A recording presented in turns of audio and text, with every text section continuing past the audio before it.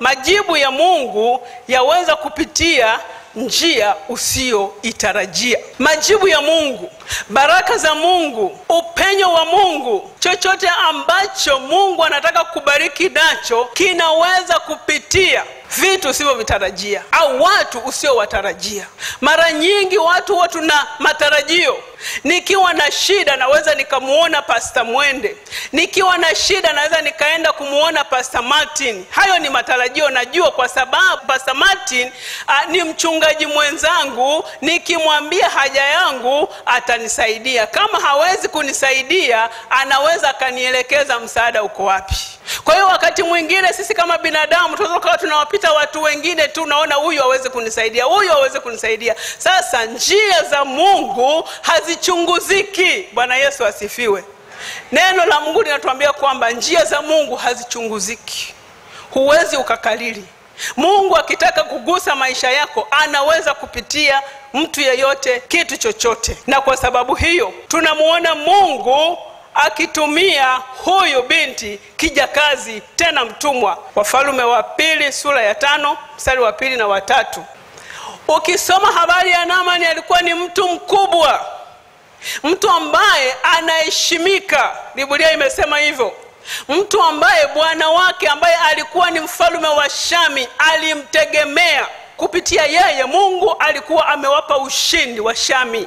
Hata walipokuwa wakipigana na mataifa mengine, Mungu alikuwa anawapa ushindi kwa sababu yeye alikuwa ni kamanda mkuu wa jeshi. Alikuwa akienda vitani, nasema Biblia inatuambia alikuwa mtu hodari, anayeheshimika, ana hadhi ya juu, ni mtu mkubwa.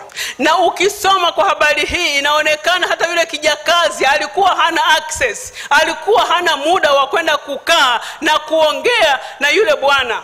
Alikuwa yeye muda mwingi anadili na mke wake. Lakini tunaona kwamba huyu bwana pamoja na uhodari wake, pamoja na ukuu wake, pamoja na sifa zake na nafasi yake, lakini alikuwa ana ukoma. Alikuwa ana changamoto ambayo alikuwa hajawahi kupata suluhisho, na alikuwa hajui suluhisho hilo linatoka wapi. Kwa sababu kipindi hicho ukoma ulikuwa hautibiki kwa dawa za hospitali. Mara nyingi katika taifa la Israeli mtu alikuwa akipatikana na ukoma, walikuwa wanawatenga, wanaweka huko, waishi huko mpaka watakapokufa. Lakini kwa sababu hawa walikuwa ni Washami, yamkini wao walikuwa na taratibu zao. Alikuwa anaendelea na shughuli zake za kila siku, lakini ana ukoma. Anatafuta suluhisho la matatizo yake, anatafuta suluhisho la changamoto yake. Wafalme wameshindwa kumsaidia, hospitali zimeshindwa kumsaidia. Tunamuona huyu binti mdogo, wanamsema kijana wa kike, tena mateka, ametekwa na kufanywa mfanyakazi. Huyo ndio anatoa njia ya mwelekeo wa suluhisho la matatizo ya Naamani. Watu walio wengi watu na hali ya kujikinai. Unawaona watu unawadharau, unafikiri huyu atanisaidia nini? Ana nini? Anaweza siwe na fedha ya kukupa, anaweza siwe na kitu cha kukupa, lakini bado Mungu akamtumia akuongoze upate suluhisho la matatizo yako. Tunajifunza nini? Tunajifunza kuheshimu watu wote, kuwakubali watu wote, kujua ya kwamba watu wote ni watu wa Mungu na Mungu ana njia zake za kutenda kazi. Wakati nasoma mahali hapa niliguswa sana, nikajiuliza hii familia wasingekuwa na mahusiano mazuri na huyu binti. Kumbuka ni mtumwa, alafu sio Mshami, ni Myahudi, sio kabila lao, sio taifa lao, ni kijakazi tu ambaye ameletwa, na si kwamba walimuhitaji sana, ni mateka.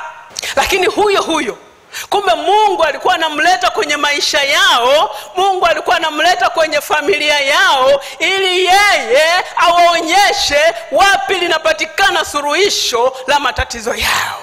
Huwezi kujua kwa nini Mungu kamleta yeyote anayemleta katika maisha yako.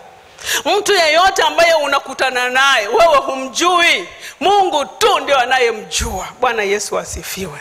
Kitu ambacho nataka kuongea, yamkini wale familia walimuona huyu mtu kwamba si kitu kwa sababu ya mazingira yake, kwa sababu ya uhitaji wake. Je, Kama Naamani na mke wake wangeweza kumtreat au wangeweza kumfanyia yule binti yao kijakazi vibaya, wangeweza kupokea muujiza. Angepata wapi nafasi ya kuongea nao? Nataka nikuambie leo kwamba hata tunapoishi na watu majumbani kwetu, tunapoishi na watu mitaani kwetu, haijalishi una nafasi gani, haijalishi unaheshimika namna gani, haijalishi una cheo gani, uone watu wote sawa mbele za Mungu. Uone kwamba Mungu anaweza akamtumia mtu yeyote, Mungu anaweza akambariki mtu yeyote, na mtu yeyote anaweza akafanyika baraka kwako kwa njia moja au nyingine.